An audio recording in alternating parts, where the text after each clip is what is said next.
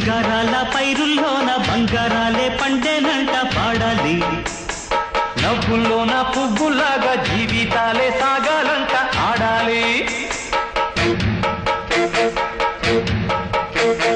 వద్దంటానే పాతదనాన్ని, ముద్దంటానే కొత్తదనాన్ని, కొత్తగా ఇప్పుడే పుట్టావని అనుకోమంటారు. బతుకే దారి పోతే ఏంటి, బాటేదైనా నీకది ఏంటి, నారుని వేసే ఆపై వాడే నీరే పోస్తాడే. పూలబడి ఉన్న బుట్ట తట్ట తీసి భోగి మంటల్లోన నీవే వెయ్యరా.